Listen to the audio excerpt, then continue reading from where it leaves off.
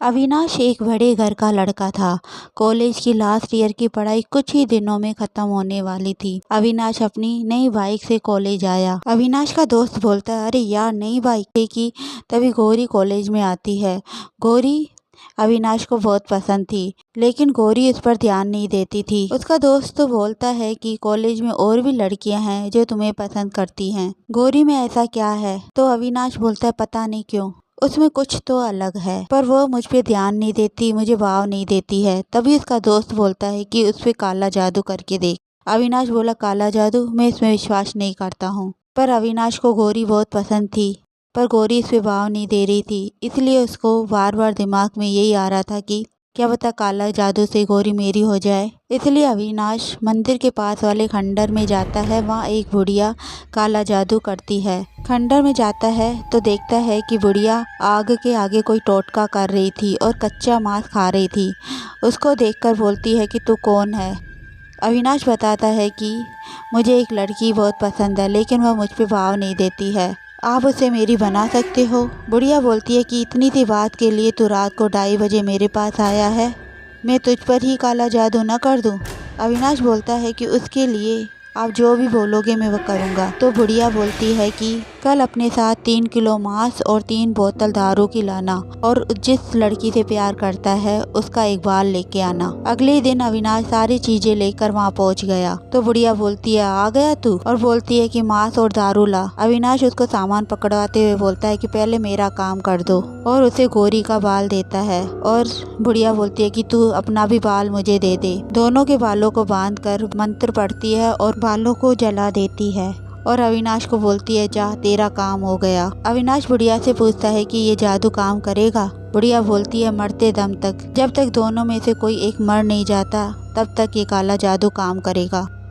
अगले दिन जब अविनाश कॉलेज जाता है तो गौरी उसका ही इंतजार कर रही थी। अविनाश ने नोटिस किया कि गौरी की नज़र उस पर ही थी। अविनाश ये देखकर बहुत खुश हो रहा था। तभी गौरी अविनाश को आवाज लगाती है और बोलती है कि मैं तुम्हें बहुत पसंद करती हूँ। अविनाश बहुत खुश हो जाता है। अविनाश और गौरी कई घंटे एक साथ बिताते थे। गौरी अविनाश को पागलपन की हद से भी ज्यादा प्यार करने लगी, और कोई भी लड़की अविनाश के पास हो तो उसे पसंद नहीं आता था, और अविनाश का मोबाइल चेक करती थी। अगर अविनाश गौरी का फ़ोन नहीं उठाता था तो उसकी सबके आगे इंसल्ट करती थी। अब अविनाश गौरी से बहुत परेशान हो गया था। वह उसे किसी से बात नहीं करने देती थी।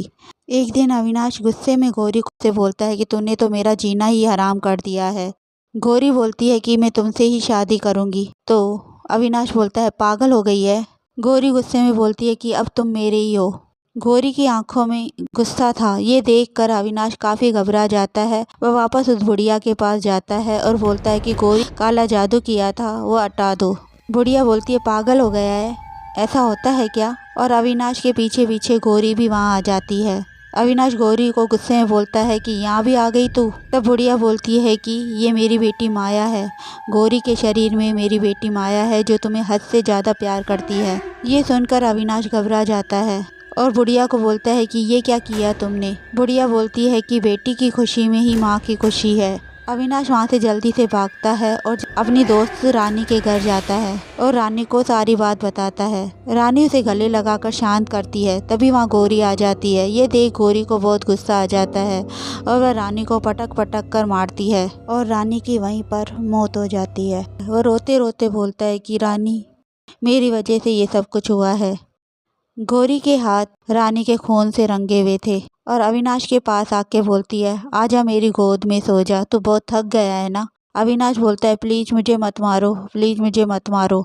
अपनी गोद में सुलाकर बोलती है कि तुझे मैं क्यों मारूंगी, तुझसे तो मैं बहुत प्यार करती हूँ। और अविनाश की छाती पर जोर जोर से मारने लग जाती है और उसे मारते मारते उसकी भी जान चली जाती है। तभी गौरी के शरीर से माया की आत्मा निकलती है। गौरी के शरीर से माया की आत्मा निकलते ही गौरी वहीं पर बेहोश हो जाती है। जब गौरी को होश आता है तो उसे कुछ भी याद नहीं होता है और अविनाश और रानी की ऐसी भयानक मौत से उसके मुंह से चीख निकल जाती है। कहते हैं ना, गलत तरीके से हासिल की हुई चीज कभी अपनी नहीं होती। और आज अविनाश को अपनी ही जान गंवानी पड़ी।